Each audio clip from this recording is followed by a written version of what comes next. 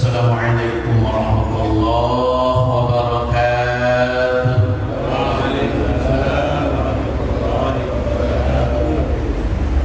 Alhamdulillahil wahidil ahad alladzi lam yalid wa lam yulad wa lam yakul lahu kufuwan ahad. Ahmaduhu subhanahu wa ta'ala wa ashkuruhu ala ni'amihi. Allahumma fassalli wa sallim wa barik wa karim ala sayyidina Muhammadin wa ala alihi wa ashabihi wa atba'ihi wa ummatihi ajma'in, amma ba'd. Qala Allah ta'ala fi kitabihil karim wa huwa asdaqul qailin. أعوذ بالله السميع العليم من الشيطان الرجيم وقل ربي أدخلني مدخل صدق وأخرجني مخرج صدق واجعل لي من لدنك سلطانا نصيرا وقل جاء الحق وزهق الباطل إن الباطل كان زهوقا.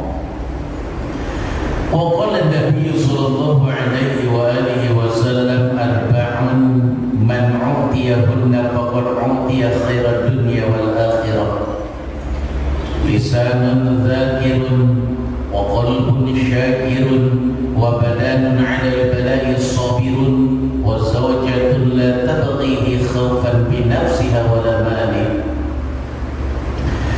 صدق الله العلي العظيم صدق رسوله النبي الحبيب الكريم ونحن على ذلك من الشاهدين والشاكرين والحمد لله رب العالمين.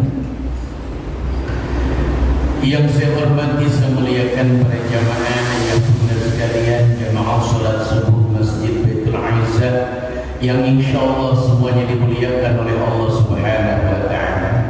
Alhamdulillah, pertama-tama marilah kita sama-sama bersyukur kepada Allah atas seluruh nikmat Allah yang mana Allah telah memberikan nikmatnya pada kita semua. Sehingga alhamdulillah dengan nikmat Allah lah pada kesempatan subuh kali ini kita semua masih bisa melaksanakan kewajiban kita, yaitu salat subuh dengan berjamaah, dilanjutkan dengan pengajian rutin yang merupakan kewajiban kita menuntut ilmu selama hayat masih dikandung badan. Mudah-mudahan amal ibadah yang kita lakukan ini diterima oleh Allah Subhanahu wa ta'ala.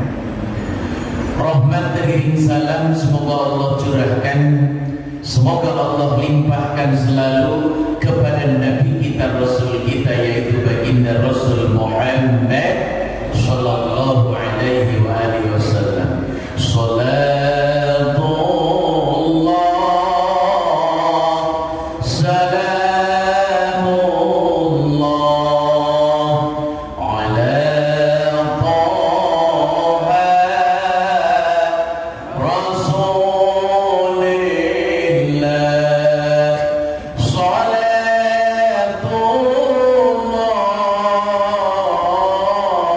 salamullah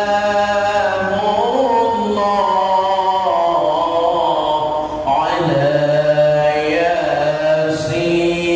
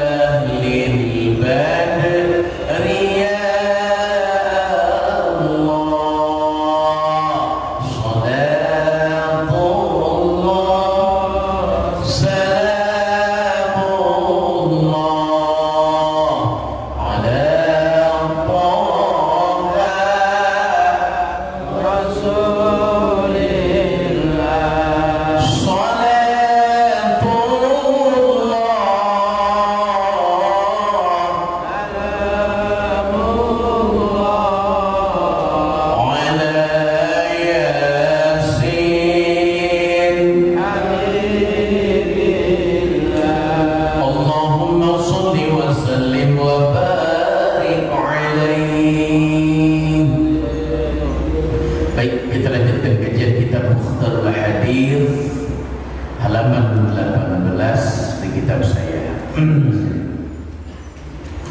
Arba'un man u'tiyahunna faqad u'tiya khairal dunya wal akhirah. Arba'un man u'tiyahunna faqad u'tiya khairal dunya wal akhirah. 143. Baik, hadis ke-143 kitab Mukhtarul Hadis. Kata baginda Nabi, arba'un man u'tiyahunna faqad u'tiya khairal dunya wal akhirah. Lisanun dzakirun wa qalbun syakirun wa badanun 'alal bala'i sabirun wa zawjatun la tabghi khawfan bin nafsiha wa la malih. Kata baginda Nabi, diriwayatkan Tabrani dan dari Ibnu Abbas, arba'un, ada 4 hal. Man, siapa saja u'tiyahunna, yang diberikan oleh Allah 4 hal ini, faqad u'tiya, maka orang itu sudah diberikan khairat dunia wal akhirah, kebaikan dunia dan kebaikan akhirat. Siapa yang pengen bahagia dunia akhirat, maka 4 hal ini menjadi pendukungnya. 1, lisanul zakirun, punya lidah, punya mulut, punya lisan yang selalu berzikir kepada Allah. Mulut dibasah dengan zikir kepada Allah. Mau mulai sesuatu, bismillah. Selesai dari segala sesuatu, alhamdulillah. Mendengar musibah atau tertimpa musibah, innalillah. Agungkan Allah, Allahu Akbar. Berlindung dari keburukan yang tidak mungkin Allah mempunyai sifat buruk itu, maka ucapkan subhanallah. Melihat keagungan, kehebatan, keluar biasaan, masya Allah. Mau melakukan pekerjaan berat, la haula wala quwata illa billah. Terus ini ya, setiap waktu, setiap masa, setiap kejadian, mulut gak pernah lepas dari mengingat Allah. Namanya zikrullah. Lisanul zakirun, punya lidah yang selalu berzikir. Jadi penting ini ya, mau tidur berzikir, bangun tidur berzikir, pagi hari berzikir, sore hari berzikir, berdiri berzikir, duduk berzikir, tidur berzikir. Alladzina yadhkuruna Allaha qiyaman wa qu'udan wa 'ala junubihim. Dalam Quran dikatakan begitu. Ya, selalu berzikir, apakah lagi berdiri, wa qu'udan, apakah lagi duduk, wa 'ala junubihim, apakah lagi tidur, berbaring. Terus tidak pernah lepas dari mengingat Allah. Di kota ingat Allah, di desa ingat Allah, di tengah hutan ingat Allah. Lagi banyak orang ingat Allah, lagi sendiri ingat Allah. Ada orang rajin zikir di depan orang, lagi sendiri boro-boro. Nah ini bahaya. Gak ada urusan dimanapun kita berada, selalu ingat Allah. Itu namanya lisanul zakirun. Di antara zikir yang paling dahsyat adalah baca Al-Quran. Itu zikir yang paling luar biasa. Dan zikir yang paling kita pahami, paling utama, afdhalul dzikri fa'lam annahu la ilaha illallah. Zikir yang paling utama adalah kalimat la ilaha illallah. Sampai orang yang biasa zikir kalimat la ilaha illallah, insyaallah di akhir hayatnya, ucapan terakhirnya, insyaallah kalimat la ilaha illallah. Ini penting sekali Pak. Iya, dalam segala hal. Ayo basahi mulut kita dengan zikir, zikrullah, mengingat Allah. Ini yang disebut dengan lisanul zakirun. Tapi kalau bisa dipaksakan, mulutnya bilang subhanallah, hatinya bilang maha suci Allah. Jangan cuma mulut zikir, hati kemana-mana. Ya, itu yang namanya tidak konsentrasi. Sholat itu termasuk zikir kepada Allah.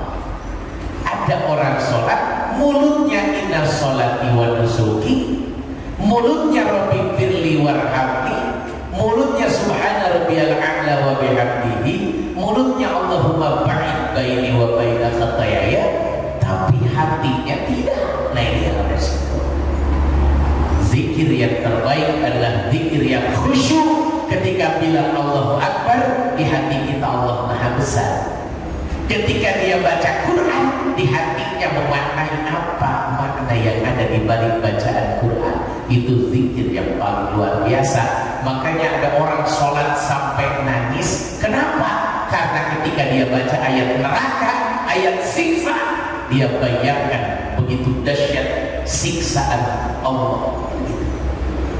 Ketika baca ayat wasiqal ladzina kafaru, digiring orang-orang kafir ke neraka jahanam, kita nangis. Kenapa? Khawatir.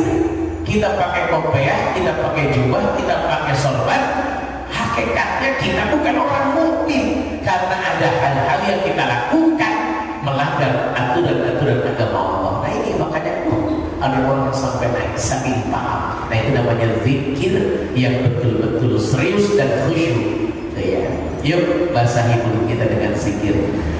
Ala bi dzikrillahi tatma'innul qulub. Ingatlah dengan zikir kepada Allah hati kita jadi tenang. Dimanapun kita berada, naik mobil, ketika nanjak zikirlah kepada Allah, ketika turun zikirlah kepada Allah. Semua diajarkan oleh baginda Nabi. Iya.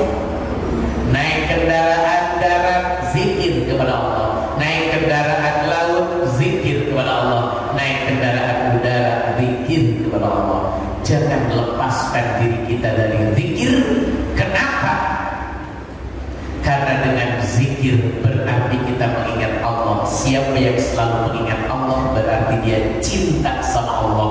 Man ahabba syai'an kathura dzikruh. Dalam kitab Nasrul Ibad dikatakan begitu. Siapa yang mencintai sesuatu maka akan banyak membicarakannya. Siapa yang cinta Allah maka akan banyak berzikir kepada Allah. Baik, ini satu tuh ya. Jadi orang yang mulutnya rajin berzikir, hatinya rajin berzikir, maka akan mendapatkan kebaikan dunia dan akhirat. Beres melakukan dosa, selesai melakukan dosa, cepat-cepat zikir astagfirullah. Kenapa saya lakukan? Cepat kembalikan kepada Allah. Yang kedua, wa qalbun syakirun. Orang yang akan mendapatkan kebaikan dunia dan akhirat, ciri yang kedua adalah wa qalbun syakirun, punya hati yang selalu bersyukur kepada Allah. Dikasih nikmat alhamdulillah, dikasih musibah innalillahi, tetap dalam hati bersyukur sama Allah. Sudah ditegur sama Allah. Allah Akbar. Punten, terkadang kita suka bersyukur dengan nikmat-nikmat yang besar, tapi dengan nikmat yang kecil kita tidak bersyukur. Makanya dalam sebuah keterangan, siapa yang tidak bisa bersyukur dengan nikmat yang kecil, maka tidak akan bisa bersyukur dengan nikmat yang besar. Siapa yang tidak bisa berterima kasih sama manusia, maka tidak akan sanggup berterima kasih sama Allah. Punten, ada orang dikasih gelang ibu-ibu, senangnya sampai terima kasih, tapi nggak bilang alhamdulillah kepada yang kasih tangan, padahal mahalan tangan daripada gelang. Dia terkadang begitu. dikasih batu cincin, batu akik warnanya merah. Nggak tahu namanya dia, warnanya merah. Itu terima kasih, makasih. Ini cakep bener ya, kayak cincinnya Presiden SBY merah itu. Tapi dia nggak terima kasih kepada yang ngasih jari, padahal nggak ada manfaatnya. Itu cincin gelang, kalau nggak ada tangan nggak ada jari. Ya, cincin paling mahal berapa puluh juta, tapi jari berapa juta. Insya Allah. Jadi yang mahal bukan sepatu, yang mahal bukan baju, yang mahal bukan kopea, yang mahal bukan jam tangan, tapi yang mahal adalah anggota tubuh. Maka wajib bersyukur kepada Allah. Mata ini nikmat dari Allah.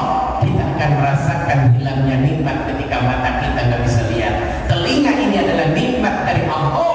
Kita akan merasakan hilangnya nikmat ini ketika telinga sudah nggak bisa mendengar. Kita akan merasakan kaki ini adalah nikmat Allah ketika asam urat baru tahu. Kita merasakan ternyata itu nikmat Allah. Cuman sayang banyak orang yang melupakan bersyukur kepada Allah. Padahal maaf, syukur itu datangnya dari hati, keluar lewat ucapan kalimat hamdalah, dibuktikan dengan perilaku. Rizki yang dia dapatkan, nikmat yang dia dapatkan, dia bagi kepada orang lain. Itu namanya bersyukur. Pantes Allah ingatkan dengan ayat fenomenal yang kita hafal, la in syakartum la azidannakum wa la in kafartum inna 'adzabi lasyadid. Hati, kenapa Ustaz bahasannya wa qalbun syakirun? Hati yang bersyukur. Karena banyak orang bilang alhamdulillah tapi hatinya enggak. Bagaimana Pak? Dapat BLT alhamdulillah walaupun cuman alhamdulillahnya nggak nyampe ke hati karena pakai walaupun itu pasti nggak nyampe ke hati. Nah ini hati-hati. Tuh itu yang kedua. Yuk syukuri apa yang Allah kasih. Keluarga adalah keberkahan, alhamdulillah. Dihindarkan dari segala musibah, itu adalah nikmat. Itu ya. Begitu juga dengan nikmat kesempatan hidup, kesempatan berjamaah ke masjid, kesempatan dikasih waktu untuk tahajud, dikasih kesempatan waktu untuk duha. Itu adalah nikmat yang wajib kita syukuri. Banyak orang gagal perkasa, nggak kuat sampai ke Baitul Izzah, nggak kuat sampai ke masjid. Berarti itulah nikmat yang mohon maaf yang luar biasa kita diberikan kemampuan berjamaah. Itu ya. Jadi punten kita suka menyangka nikmat-nikmat itu adalah sesuatu yang masuk ke mulut, masuk ke saku, yang menyenangkan badan. Padahal bukan itu. Tengok kitab Nasulibat di bab 10 nikmat Allah. 5 dikasih di dunia, 5 dikasih di akhirat. Nanti satu saat kita kaji kitab karangan susunan Syekh Nawawi Al-Bantani. Nah 10 ini bukan duit. 10 ini terhindar dari siksaan api neraka, itu adalah nikmat Allah. Sanggup melewati jembatan Shiratal Mustaqim, itu adalah nikmat Allah. Wafat membawa iman Islam, itu adalah nikmat Allah. Begitu. Di antaranya tengok hadis Nabi, kitab Nasrul Ibad di bab nasihat-nasihat yang jumlahnya 10. Ya, udah bab terakhir. Karena bab 2, 3, 4 terakhir 10. Nikmat ngaji kitab itu nikmat, walaupun kitabnya tipis, nikmatnya luar biasa. Baik, kita lanjut. Wa badanun 'alal bala'i sabirun. Yang ketiga, siapa yang punya sifat ini maka akan mendapatkan kebaikan dunia dan akhirat. Apa keterangan? Wa badanun 'alal bala'i sabirun. Punya badan ketika ditimpa musibah, sabirun, dia sabar. Punten, takdir Allah wajib kita imani. Rukun iman yang keenam, al-iman bil qadar khairihi wa syarrihi min Allah. Dalam kitab Safinatun Najah, kitab dasar di pesantren, iman kepada Allah yang keenam adalah rukun iman adalah iman kepada takdir Allah, baik buruknya yakinkan datang dari Allah. Punten, ketika ditimpa musibah sabar, badan sakit sabar, terus jempol kesandung sabar,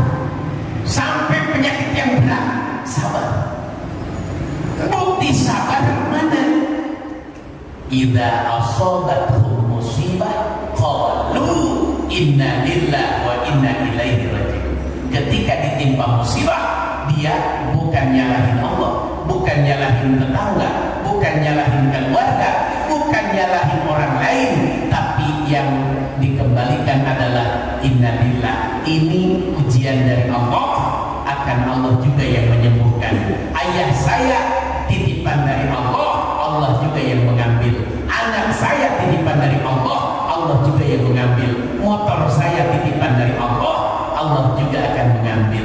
Begitulah, itu namanya orang yang sabar. Dia sabar itu bukan terpaksa. Bahasa hadis Nabi, as-sabru 'inda sadamatil ula. Sabar itu akan nampak dari seorang ketika kejadian pertama. Bukan setelah beberapa hari baru sabar. Bukan. Ketika dia tertimpa musibah, sabar. Selesai. Ya, itu namanya sabar.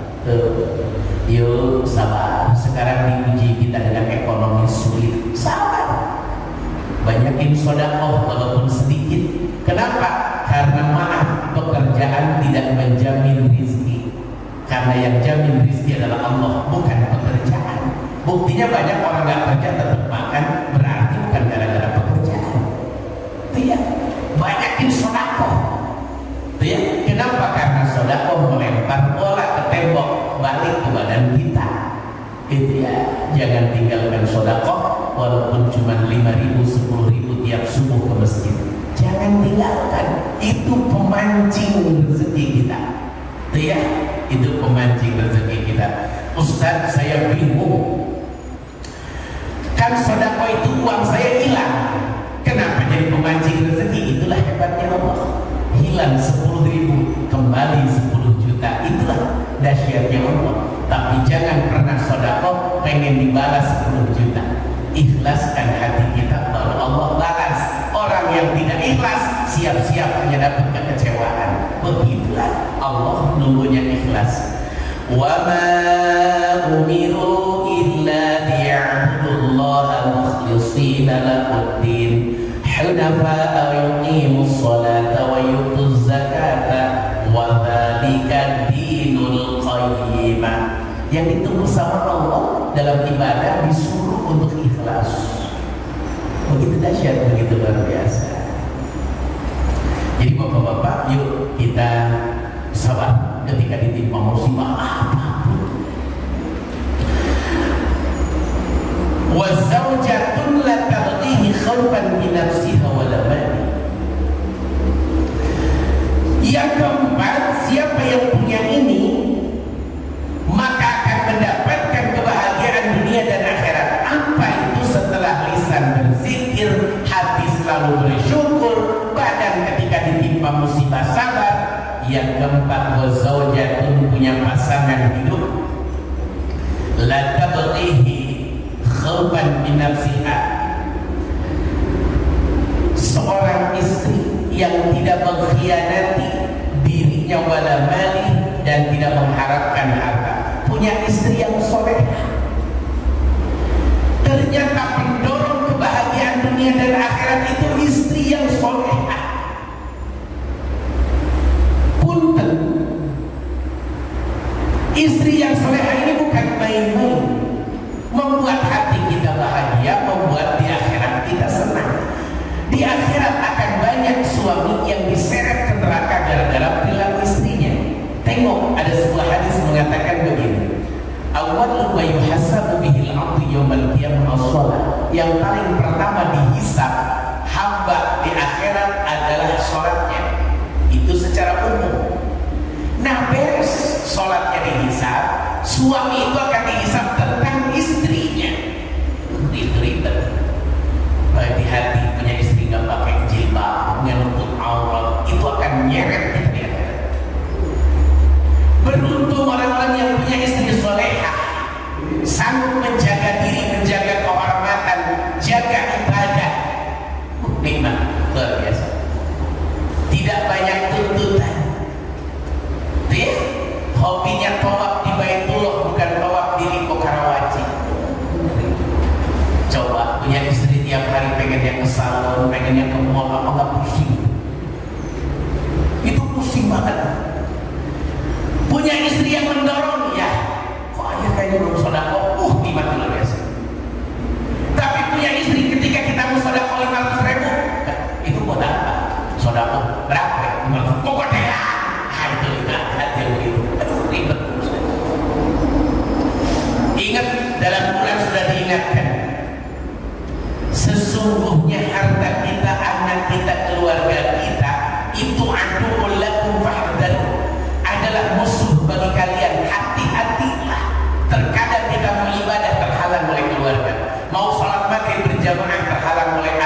ngajak jalan-jalan ke mall. Mau kuliah subuh dilarang sama istri, udah di rumah aja. Nah ini hati-hati, terkadang banyak hal. Mau berangkat umroh sekeluarga, jangan, mendingan pakai beli mobil Innova. Itu kan ribet kalau begitu. Ingat hati-hati, itu kan keluarga yang menangani. Sepele ya, tapi begitu dahsyat bahasa Quran. Keluarga terkadang jadi musuh kita. Nah makanya punya istri yang solehah itu dukungan buat bahagia kita dunia dan akhirat. Gak pusing pak punya istri gak banyak tuntutan, gak pusing. Gak pusing pak punya istri pas kita bangun jam 2:30 istri kita lagi sujud, gak pusing. Dia ketika kita berangkat kerja pagi istri kita lagi sujud sholat duha, gak pusing pak. Pusing ngelihat istri yang hobinya baca WA, baca Instagram, tapi tengok punya istri hobinya baca Quran, tenang. Allahu Akbar. Punya istri di rumah begini aja, pas dilihat ngomongin orang dengan jarinya, pak, pusing pak, bukan main-main pak, pusing banget. Disuruh ini nggak jauh dari handphone dan pusing. Tapi kalau punya istri itu Quran lagi nikmat, masya Allah, tabarakallah. Jenuh Quran, jenuh zikir, hadir majelis ilmu, mantap, luar biasa. Subhanallah. Itulah kebahagiaan dunia akhirat. Maaf, bukan istri cantik, bukan istri punya jabatan, bukan wanita yang punya kehormatan tinggi di dunia, tapi istri yang solehah yang mendukung kita di dunia dan akan menyelamatkan kita di akhirat. Demi Allah, punya istri cantik malah bisa jadi kita terjerembab di dalam api nerakanya Allah. Apalagi fotonya dipajang tiap hari di WA, di DPWA, lalu dilihat oleh jutaan manusia, ribuan manusia. Ngalirlah dosa kita kepada suaminya, ngalirlah dosa itu kepada suaminya. Insyaallah, masya Allah. Makanya punten, ada laki-laki yang dayus, laki-laki yang calon penghuni neraka. Siapa dia? Dia yang punya istri yang tidak soleha, punya anak yang tidak soleha, anaknya sering keluar rumah, mutabarizah, terbuka auratnya. Istrinya sering terbuka auratnya keluar rumah. Halo, ribet. Ayo, gitu ya. Wanita mau umroh aja harus diantar sama suaminya. Jadi oleh karena itu kalau istri mau umroh, antar ke rumah Ustaz Kaswadi, daftar, ya, antar. Jangan dibiarkan berangkat sendiri, sekeluarga antar ya. Umroh aja ada mahramnya, saking pentingnya kehormatan istri ya. Subhanallah. Baik, 4 hal ya, 4 hal.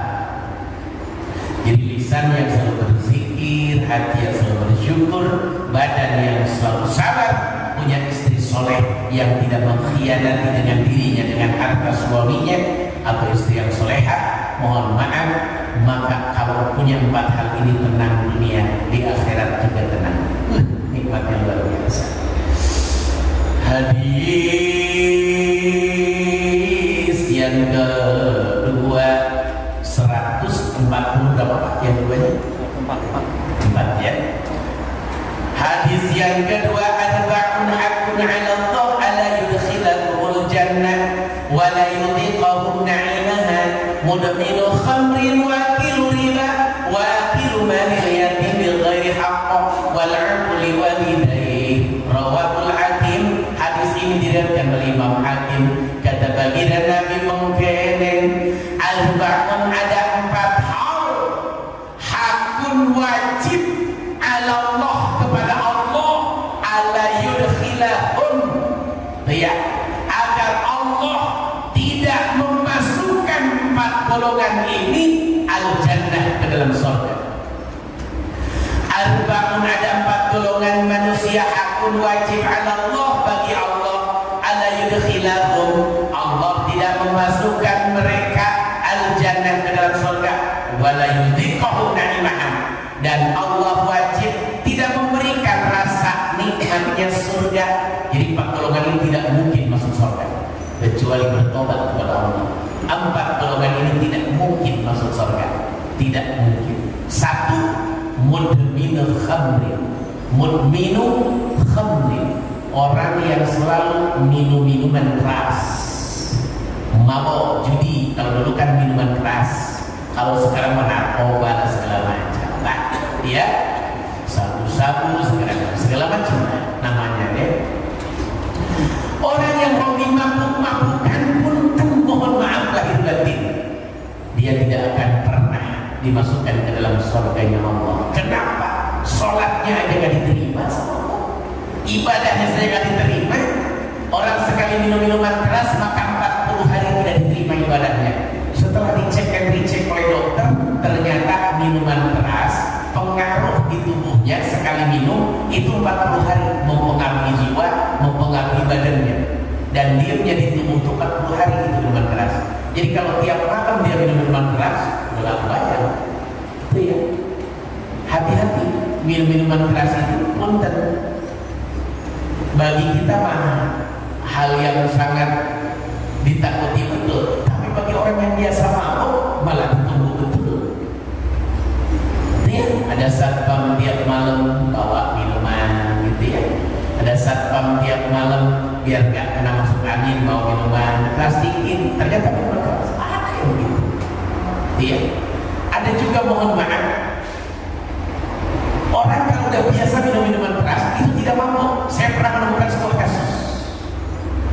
Ada seorang siswi konsultasi dengan saya, Pak Ustaz, saya mau curhat.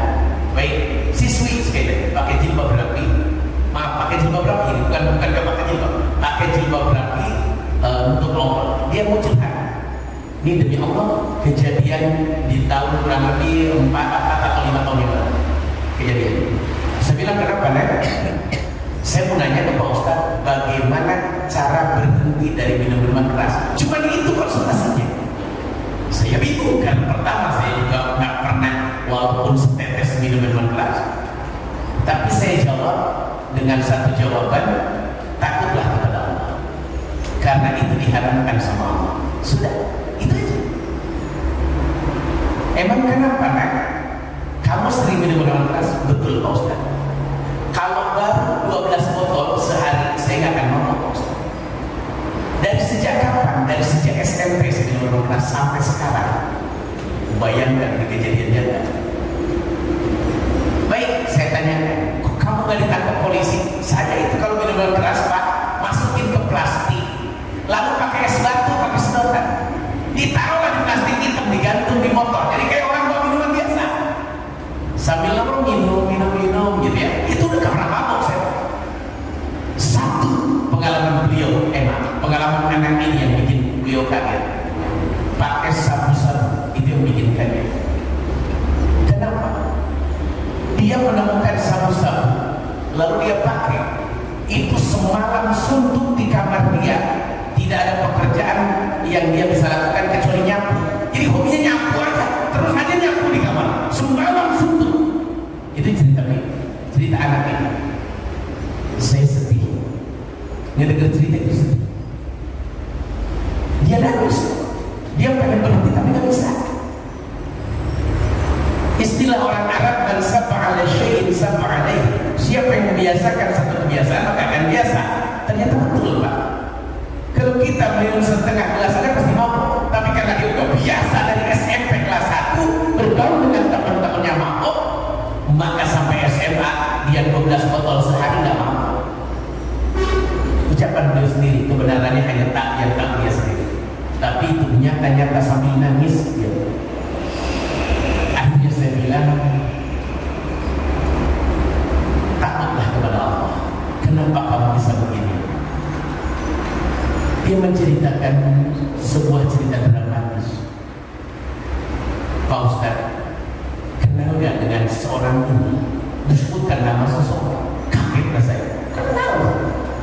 Dia adalah kakek saya, Ustaz. Ibu saya seorang ustazah. Bayangkan bisa kecolongan seperti itu. Ini kejadian nyata. Kakeknya seorang kiai punya pondok pesantren. Ini begitu merinding. Ini kejadian nyata. Bisa kecolongan. Hati-hati dengan anak. Makanya parenting ini sangat penting. Tuh ya, masalah keluarga ini sangat penting. Terkadang kita menyelamatkan diri kita dari api nerakanya Allah,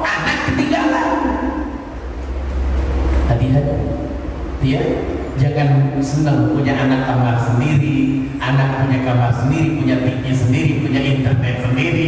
Oh kita senang ya. Ternyata dibalik itu banyak hal-hal yang memang sulit dibuktikan, tapi nyata adanya. Begitu dahsyat.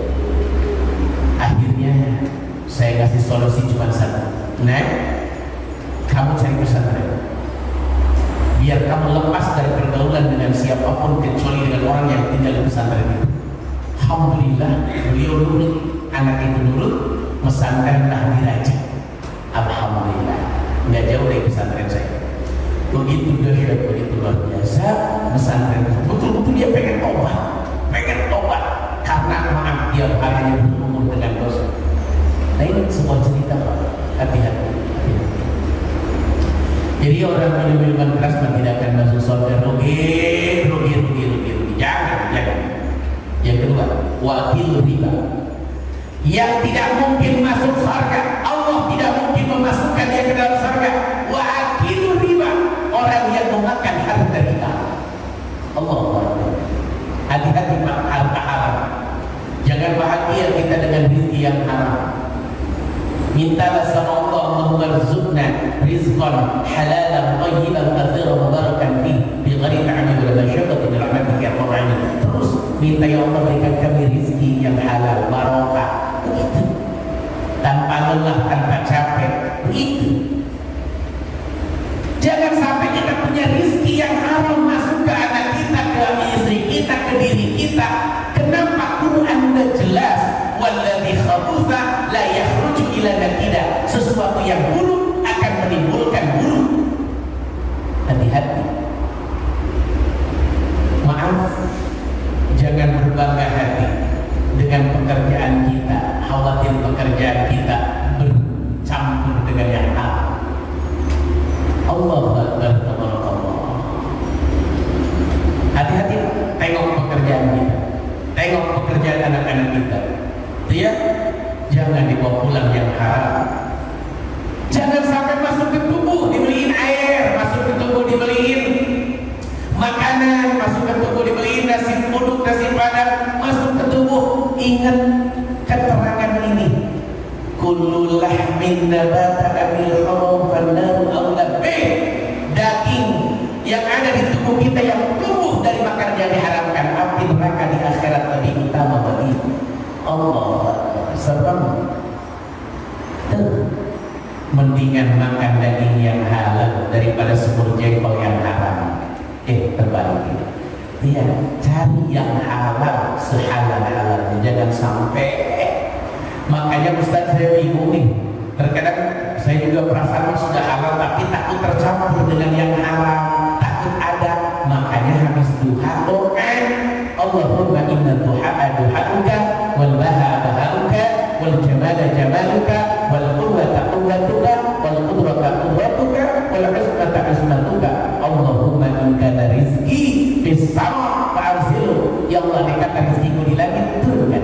Wa in kana fil ardi fakhrijhu. Andai kata di bumi, keluarkan. Wa in kana ba'idan faqribhu. Andai kata masih jauh, dekatkan. Wa in kana mu'assiran fayasirhu. Andai kata masih sulit, mudahkan. Wa in kana haraman fatahhirhu. Andai kata rezekiku masih haram, ada tercampur dengan yang haram, sucikan. Tapi bukan berarti malamnya menang judi, besoknya duha. Bukan begitu ya. Udah hasil mencuri, duha. Kenapa biar halal? Nggak begitu. Maksudnya khawatir tercampur, bukan sengaja dicampur, tapi khawatir tercampur. Begitu dahsyat, begitu luar biasa. Oke, ya. Jangan makan makanan yang riba. Saya mau menjelaskan pekerjaan apa saja. Ada 70 pekerjaan sepertinya halal tapi aslinya haram. Nah itu saya nggak mau jelaskan. Ada 70, sedikit lah. Sepekerjaan itu sepertinya halal tapi aslinya haram, maka menimbulkan rezeki yang haram. Banyak Pak 70. Ya, silakan nanti cross check. Ya, apa saja itu pekerjaan. Ya. Kita lanjutkan. Wa akilu mali yatim bi ghairi haq. Yang ketiga, yang tidak akan dimasukkan ke dalam surga Allah, wa akilu mali yatim bi ghairiha, memakan harta anak yatim tanpa hak. Ini hati-hati, banyak terjadi di masyarakat kita. Mana Ustaz contohnya? Nih contoh. Suami meninggal dunia, istri hidup, tuh ya. Suami meninggal dunia, meninggalkan rumah, meninggalkan mobil, meninggalkan harta. Suaminya meninggal, istrinya hidup. Harusnya langsung dibagi warisnya. Ketika suami meninggal dunia, yang harus cepat dilakukan satu, urus mayat, diambil dari harta peninggalan mayat. Iya, diambil buat urus nikahin kapan segala macam urus dari situ. Yang kedua, bayar hutang mayit, utang mayit. Takutnya almarhumnya punya hutang, bayar. Kemarin di hutangnya bayar lunasin dari harta peninggalan. Yang ketiga, bayar wasiat mayit. Dulu ketika hidupnya pernah wasiat, pengen nyumbang ke masjid 20 juta, cepat keluarkan dari harta peninggalan 20 juta. Ya, nah sisanya cepat bagi waris. Kenapa? Ingat, istri kan dapatnya 1/8. Dia ibu almarhum dapat 1/6. Terus anak-anaknya sisanya. Ini kalau nggak dibagi sama istrinya, nanti kemakan sama istrinya, berarti makan harta anak yatim. Harta anak-anaknya itu kemakan, itu bahaya. Nah, di masyarakat kita ini jarang yang melakukan ini. Alasannya kan anak butuh biaya. Betul, anaknya butuh biaya, kan sudah dibagi, diambil dari harta pembagian anak yatim yang masih kecil, keluarkan, hitungannya harus jelas. Cuma di kita tidak begitu. Akhirnya istrinya kawin lagi, suami barunya ikut makan harta anak yatim. Itu yang bahaya.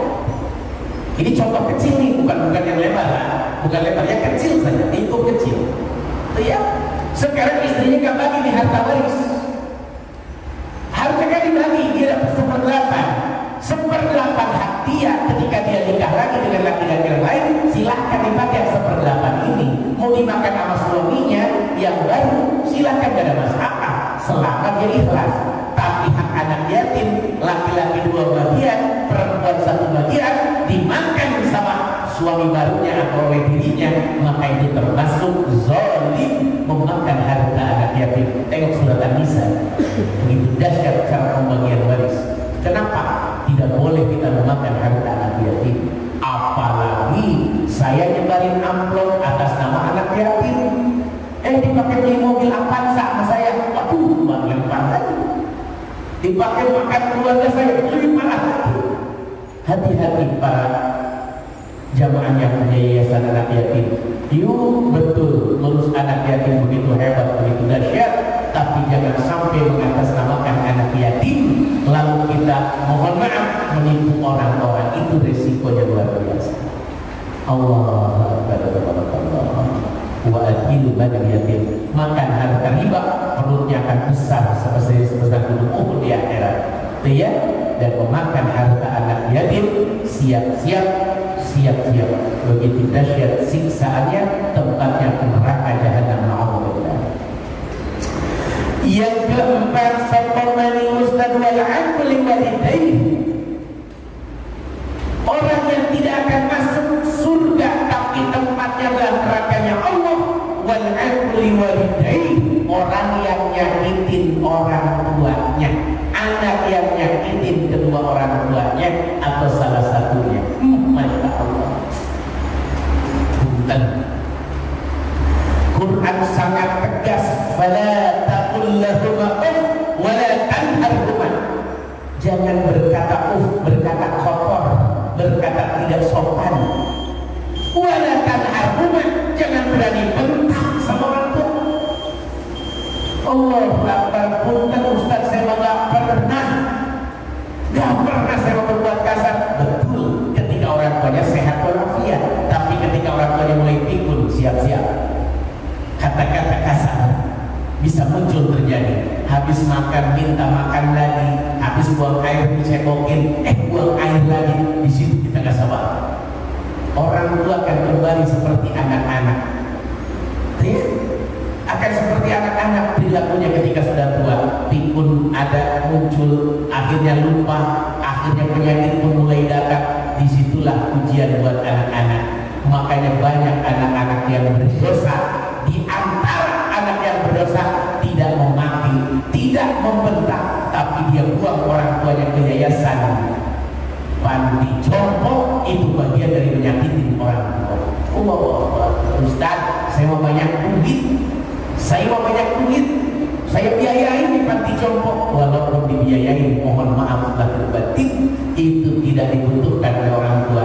Yang dibutuhkan oleh orang tua dekat dengan cucunya, dekat dengan anaknya, suapan dari tangan anaknya. Dulu kita disuapin, sekarang bagian kita yang nyuapin. Dulu kita diajarkan jalan, bagian sekarang kita nuntun beliau jalan ke masjid. Dulu kita selalu diingatkan, dikasih nama, ini kerupuk, ini apa. Ketika orang tua sudah pikun, saatnya kita juga mengingatkan. Allah begitu dahsyat, luar biasa. Banyak yang sok merasa kaya, sok merasa tinggi pendidikannya, lalu menyepelekan orang tuanya.